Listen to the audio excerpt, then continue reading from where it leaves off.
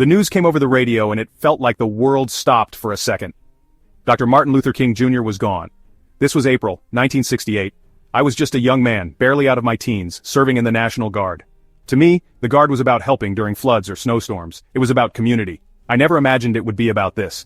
The day after the assassination, the phone rang. It was the call. Report to the armory. Immediately. I didn't know what to expect, but the tone in my sergeant's voice told me this wasn't a drill. The city I knew, Washington, D.C., was hurting, and that hurt was turning into fire. When we arrived, the city was a different place. Smoke hung in the air like a thick gray blanket, choking the spring sky. Sirens wailed constantly, a soundtrack of chaos that didn't stop for days. From the back of our truck, I saw familiar streets transformed into scenes from a war movie.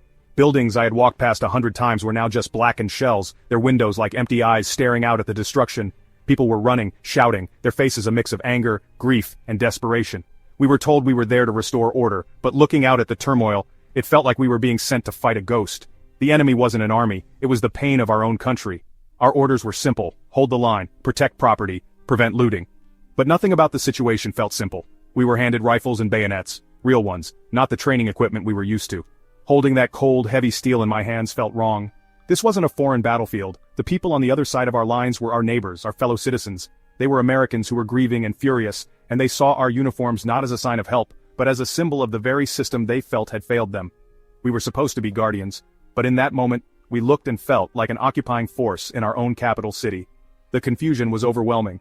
One moment, you're a kid who drills one weekend a month. The next, you're standing on a street corner with a weapon, watching your city burn. We were trained to follow orders, to be disciplined. But no training could have prepared us for the emotional conflict of this deployment. We were caught between our duty and our humanity. The instructions were clear, but the mission was not. How do you restore order when the very foundation of order has been shaken?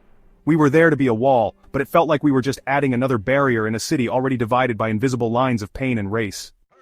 The first few hours were a blur of deployment and positioning. We were dropped off in different parts of the city, setting up perimeters around government buildings and major intersections. The air was thick, not just with smoke, but with a tension you could almost taste. Every shout from the crowd, every bottle that smashed on the pavement made us jump. We were young men, most of us barely old enough to vote, and we were scared. We tried not to show it, standing straight with our helmets on, but the fear was there. It was in the way we gripped our rifles a little too tightly, the way our eyes darted back and forth trying to watch everything at once. We were told to be prepared for anything, but what does that even mean? We had live ammunition. The thought of using it was terrifying. These weren't enemy soldiers we were facing. They were grocery store clerks, mechanics, students. They were people who had just lost a leader, a voice of hope. Their anger was a raw, powerful force, and we were the ones standing in its path. At night things got worse. The darkness hid faces, making everyone a potential threat. The glow of fires lit up the sky, casting long, dancing shadows that played tricks on your mind. You felt incredibly isolated, even when surrounded by your unit. The exhaustion was bone deep. We barely slept, catching a few minutes of rest whenever we could, often on the cold pavement or in the back of a truck. We lived on sea rations and lukewarm coffee, the adrenaline keeping us going when our bodies wanted to shut down. The physical fatigue was bad, but the mental exhaustion was worse. It was a constant state of high alert, a never-ending cycle of watching and waiting. You were always listening, always scanning the rooftops and alleyways, your mind racing through worst-case scenarios. It wears you down in a way that no amount of physical training ever could. We were caught in a strange limbo. We were soldiers, but this wasn't a war, as we had imagined it. We were peacekeepers, but there was no peace to keep. The people we were supposed to protect saw us as the enemy. They yelled at us, called us names, and sometimes threw things. Their words hit harder than any rock or bottle. They accused us of being part of the problem, of defending a system that had just allowed their champion to be murdered. And in the quiet moments, late at night, you couldn't help but wonder if they were right. It was a heavy burden for a young soldier to carry. Even in the middle of all that tension, there were moments of absurdity that reminded you how human everyone was. One afternoon, my unit was holding a line near a looted department store. The street was tense. People were yelling. Suddenly a man stumbles out of the broken storefront. He's not carrying a television or jewelry. No, this man is trying to wrestle a full-sized female mannequin out the door. The mannequin is dressed in a fancy evening gown, and its wig is all crooked. He's struggling, trying to get a good grip on it, and its stiff plastic arm smacks him in the face. For a second, everyone just stopped. The protesters, the soldiers, everyone. We all just stared at this guy and his plastic dance partner. He finally gets her through the doorway and starts trying to run, but he's tripping over the gown. He looks ridiculous, like a character in a silent comedy. And then, someone in the crowd started laughing. It was a single, loud laugh, but it broke the tension like a window shattering. Soon, a few more people chuckled, and I saw some of the guys in my unit trying to hide their smiles behind their hands. It was a brief, surreal moment of shared humor in the middle of a tragedy. The man eventually dropped the mannequin and ran off, but the image stuck with me. It was a reminder that even in the darkest times, life can be completely bizarre. For a few seconds, we weren't soldiers and protesters. We were just people watching a guy fail spectacularly at stealing a mannequin. That brief laugh didn't solve anything. The anger and the fear were still there, but it gave us a moment to breathe. It was a small crack of light in a very dark room, a shared experience that briefly connected two sides that felt worlds apart.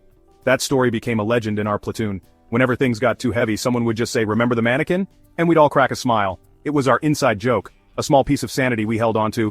It showed me that camaraderie isn't just about facing danger together. It's also about finding those small, weird moments of connection that make the unbearable feel a little more bearable. It was a lesson in finding the humanity in the middle of inhumanity, even if it was just for a fleeting moment sparked by a man and his stolen plastic girlfriend. The lighter moments were rare. Most of the time the air was thick with mistrust.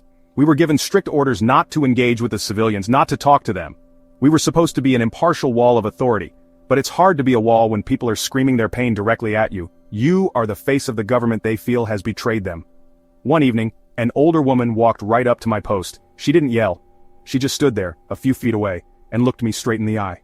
She couldn't have been more than 5 feet tall, but her stare was more intimidating than any thrown brick. She started talking, her voice quiet but firm.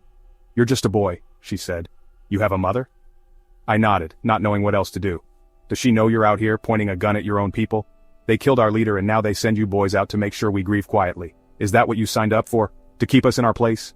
Her words weren't angry, they were full of a deep, weary sadness. Every question she asked felt like a physical blow. I was just following orders, but in that moment those orders felt hollow. I had no answers for her, none that would have mattered. I just stood there, silent, as she continued to speak. She told me about her son, who was my age and was serving in Vietnam. "He's over there fighting for freedom," she said, "while you're here taking it away." That line has stayed with me for over 50 years. It perfectly captured the impossible situation we were in. I wanted to tell her I was sorry for her loss. I wanted to tell her I was scared too. I wanted to tell her I didn't want to be there. But I was a soldier in uniform, and my silence was part of the uniform. After a few minutes she just shook her head slowly and walked away, leaving me with the weight of her words. That interaction changed me. It was no longer about us versus them. Her questions made it personal. It made me question what my uniform really represented. Was I a guardian of the peace, or an enforcer of an unjust silence? The line between service and obedience became blurry and uncertain. The government had sent us, but we were facing the people. This wasn't a foreign enemy we could easily dehumanize.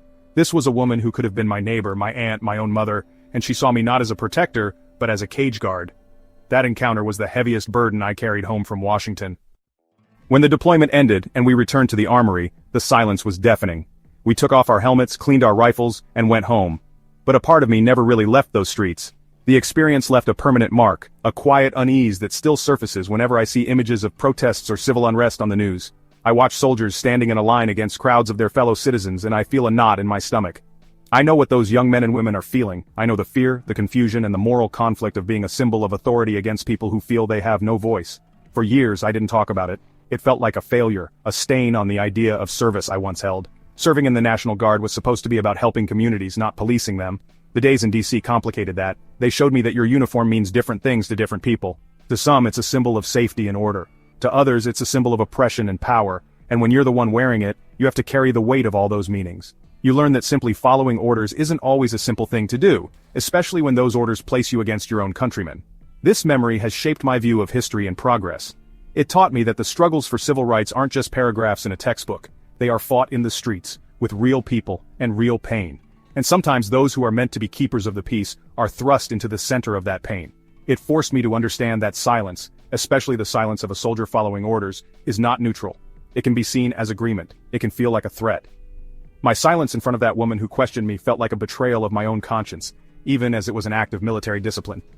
Looking back now, on this day in 2025, the line between being a guardian and being an enforcer seems more blurred than ever. The events of 1968 were not an isolated incident in American history.